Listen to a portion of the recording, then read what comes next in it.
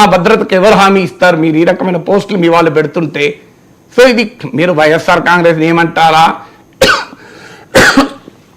Sorry Jagan ఏమంటారా, అది మీ ఇష్టం. విశ్లేషణగా మాట్లాడతాను తప్ప నేను ఎప్పుడు ఏ పార్టీకి అనుకూలంగా మాట్లాడాను. తెలుగుదేశం పార్టీ సింపథైజర్స్ లో, తెలుగుదేశం పార్టీ క్యాడర్ లో ఒక అపోహ ఉంది సార్, మీరు జగన్ కి బాగా ప్రో అని చెప్పి.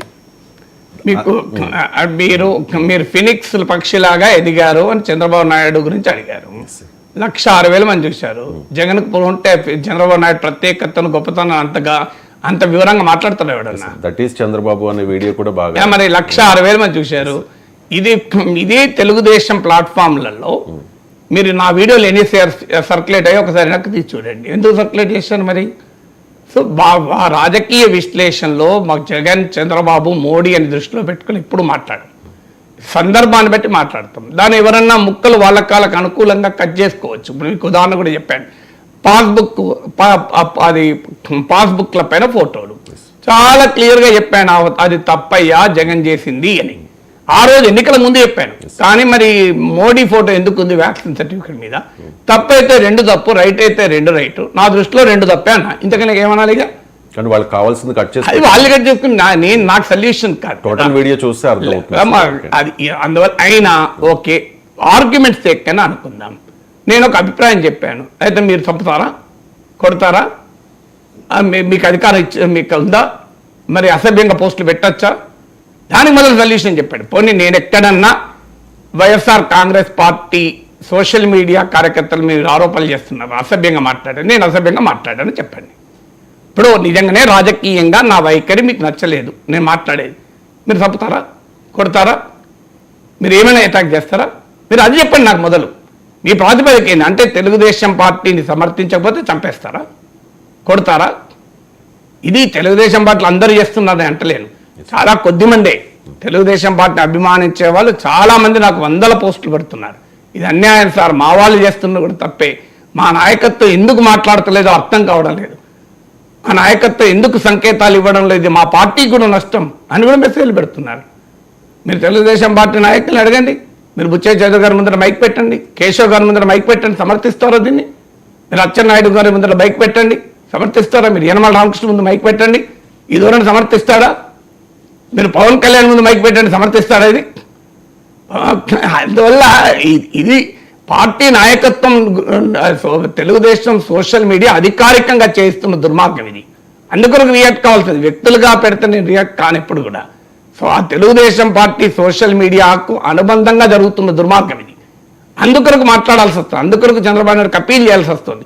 మీరు అసెంబ్లీ సాక్షిగా అసభ్య పోస్టులు పెడితే మీరు పీడీ చట్టం, ప్రివెంటివ్ డిటెన్షన్ చట్టం ప్రయోగిస్తామన్నారు.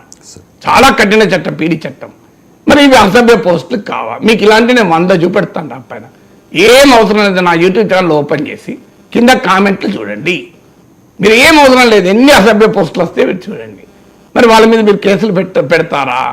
మీ పార్టీ వాళ్ళైతే వదిలేస్తారా? ఇప్పుడు నేను ఓకే, నా పైన ఆరోపణ, నేను వీళ్ళకి అనుకూలంగా ఉన్నా, వాళ్ళకి అనుకూలంగా, అది లక్షలాది మంది ప్రజలకు తెలుసు. నాకు సర్టిఫికేట్లు అవసరం లేదు, ఎవరి సర్టిఫికేట్ల కొరకు నేను మాట్లాడను. నన్ను ఇలా అంటున్నారని కూడా నేను తెలుగుదేశం పార్టీ విషయానికి వచ్చినప్పుడు వేరే రకంగా మాట్లాడను.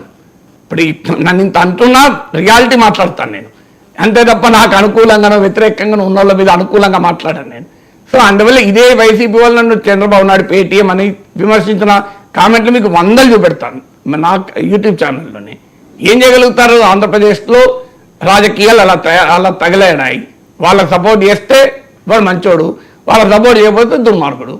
అది అన్ని పార్టీలకు ఇదే దరిద్రం తయారైంది. దానికి నేనేం చేస్తాను? సో అందువల్ల ఫండమెంటల్ పాయింట్ ఏంటి? నేను ఎక్కడన్నా అసభ్యంగా మాట్లాడానా?